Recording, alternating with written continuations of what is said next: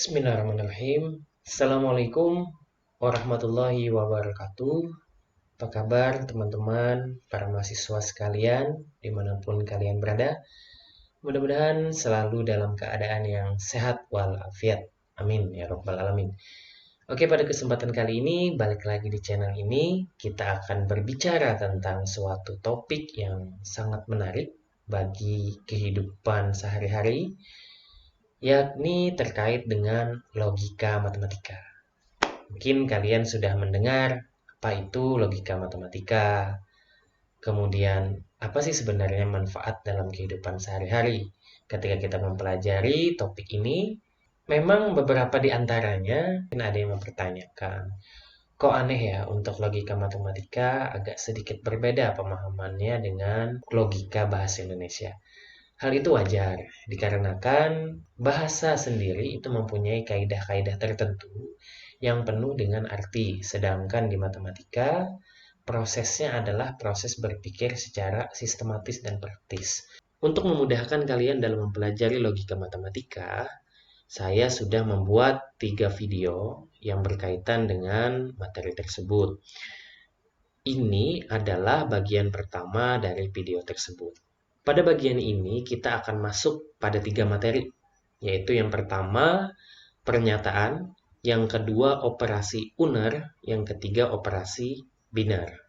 Konsep pertama yaitu pernyataan. Pernyataan adalah kalimat matematika tertutup yang memiliki kebenaran benar atau salah, tetapi tidak kedua-duanya. Pernyataan biasa kita lambangkan dengan P, Q, R, S, T, dan seterusnya. Kemudian pernyataan dikelompokkan menjadi 2, yaitu pernyataan tunggal dan pernyataan majemuk.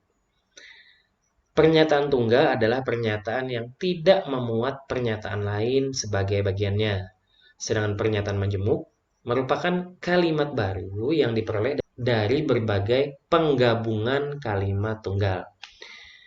Suatu pernyataan, ini poinnya ya, hanya bisa bernilai benar saja atau salah saja, tetapi tidak kedua-duanya.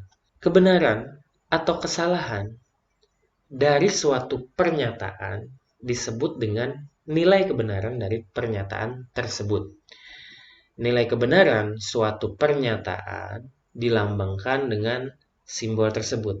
Kalian ingat disebut apa simbol tersebut?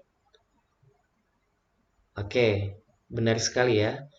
Kita sebut tau. Ini merupakan sistem numerasi Yunani. Untuk memudahkan pemahaman kalian mengenai suatu pernyataan, kita lihat contoh berikut. Apakah hari ini akan hujan? Itu yang pertama. Yang kedua, Muhammad Yamin adalah mahasiswa PGSD STKIP PGRI Banjarmasin.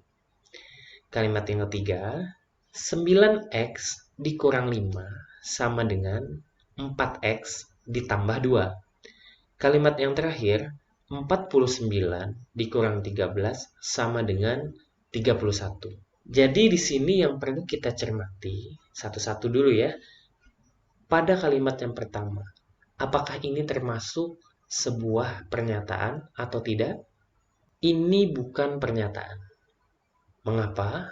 Dikarenakan hari ini belum tentu hujan. Hari ini bisa saja hujan, bisa saja panas atau tidak hujan. Begitu ya.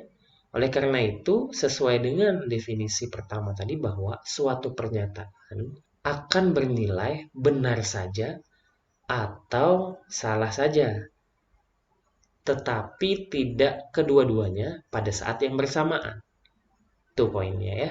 Berarti untuk kalimat pertama ini tidak termasuk pernyataan. Oke, sekarang kita lihat kalimat kedua. Muhammad Yamin adalah mahasiswa PGSD STKIP PGRI Banjarmasin. Bagaimana? Apakah termasuk pernyataan atau tidak? Oke, betul sekali ya. Muhammad Yamin adalah mahasiswa PGSD STKIP PGRI Banjarmasin.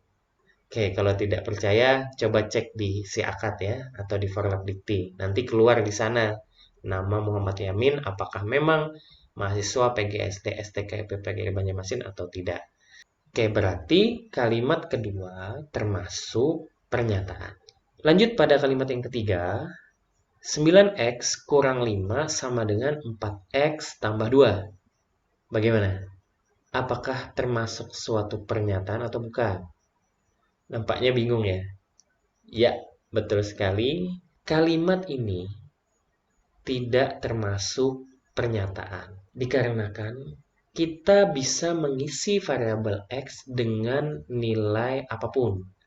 Sehingga kita tidak tahu apakah nilai yang kita masukkan tadi akan bernilai benar atau salah.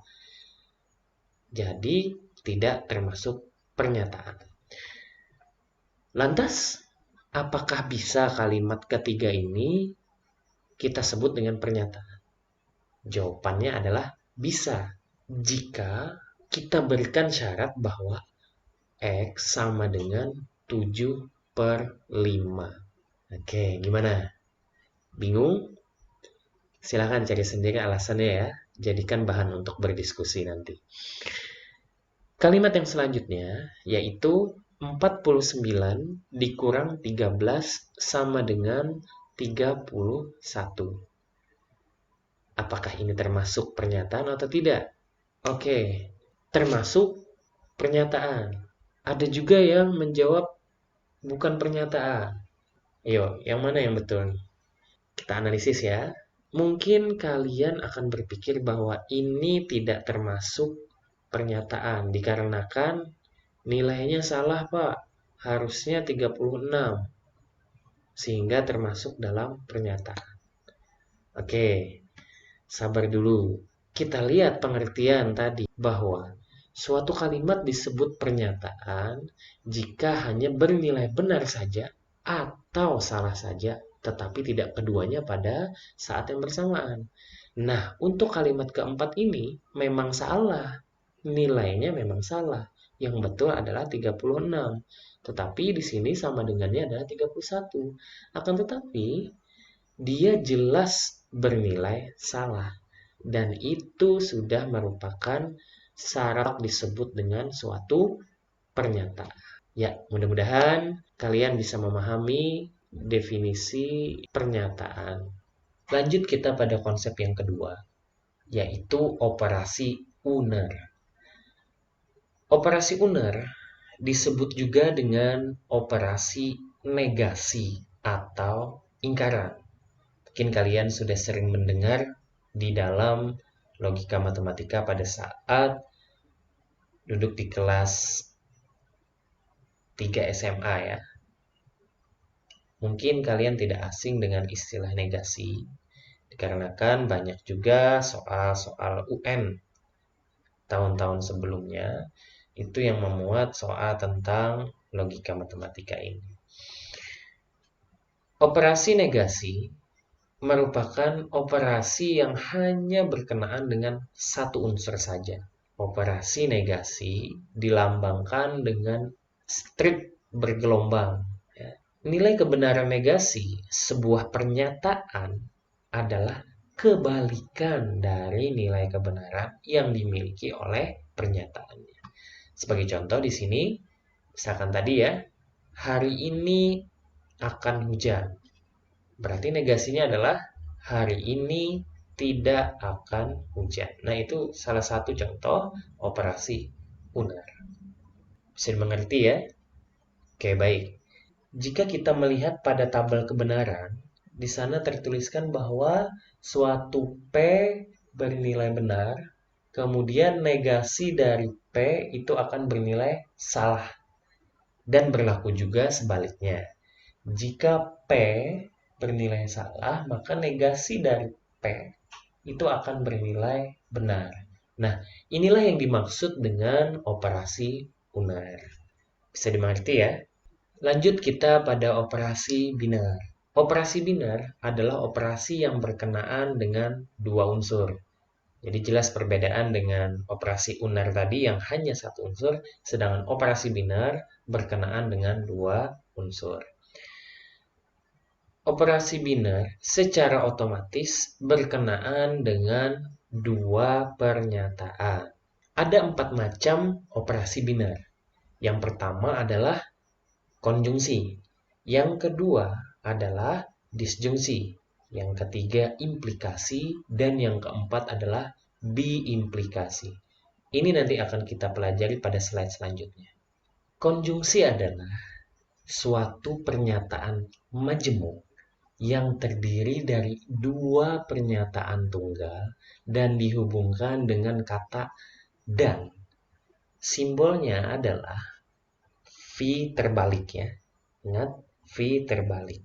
Kemudian, ciri paling khusus yang dimiliki oleh konjungsi yaitu sebuah konjungsi benar jika kedua pernyataan tunggal tersebut bernilai benar.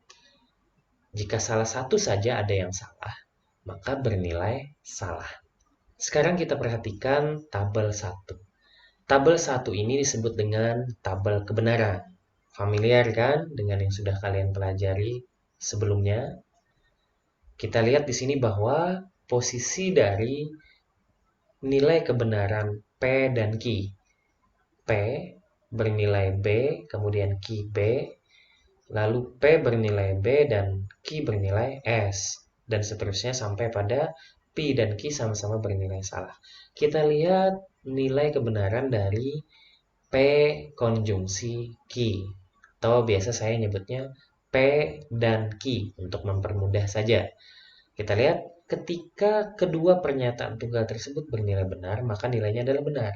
Tetapi jika pada kolom pertama maupun kolom kedua, salah satu aja bernilai salah, maka nilai kebenaran untuk P dan Q bernilai salah. Untuk lebih memudahkan kalian dalam memahami, silahkan lihat contoh berikut. Pernyataan P, 4 adalah bilangan genap. Pernyataan Q, 4 habis dibagi oleh 2. Kemudian P dan Q, bunyi pernyataannya adalah 4 adalah bilangan genap dan habis dibagi oleh 2. Nah, ini yang dimaksud dengan P dan Q, yakni dihubungkan dengan kata dan. Lanjut kita pada operasi biner yang kedua, yaitu disjungsi, merupakan suatu pernyataan majemuk yang terdiri dari dua pernyataan tunggal dan dihubungkan dengan kata atau disimbolkan dengan V. Ingat, jika konjungsi tadi dilambangkan dengan V terbalik, sedangkan disjungsi dilambangkan dengan V dalam sistem numerasi Romawi. Kemudian ada dua jenis disjungsi, yaitu inklusif dan eksklusif. Sebuah disjungsi inklusif akan bernilai benar jika paling sedikit satu pernyataan tunggalnya benar atau kedua-duanya. Kemudian, sebuah disjungsi eksklusif akan bernilai benar jika paling sedikit satu pernyataan tunggalnya bernilai benar, tetapi tidak kedua-duanya.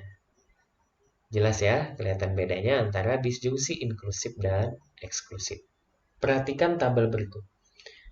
Di dalam tabel ini, kita melihat pada kolom pertama adalah nilai kebenaran dari P, sedangkan pada kolom kedua adalah nilai kebenaran dari Q, dan kolom terakhir, yaitu kolom ketiga, adalah kebenaran dari P disjungsi Q. Sama halnya dengan tabel 1 tadi, bahwa posisi untuk nilai kebenaran P yaitu BBSS, sedangkan Q adalah BSBS. Oke, kita lihat di sini bahwa untuk nilai P yang salah satunya bernilai benar, itu pasti disjungsinya adalah benar. Akan bernilai salah jika keduanya bernilai salah. Sebagai contoh, di sini kita ambil untuk pernyataan P-nya adalah Ani akan membawa buku gambar. Pernyataan Q atau pernyataan yang kedua, Ani akan membawa buku tulis. Nah, jika kita gabungkan dua buah pernyataan tunggal ini menjadi suatu pernyataan majemuk yang disebut dengan disjungsi, maka akan menghasilkan pernyataan sebagai berikut. Ani akan membawa buku gambar atau buku tulis. Operasi binder yang ketiga yaitu implikasi.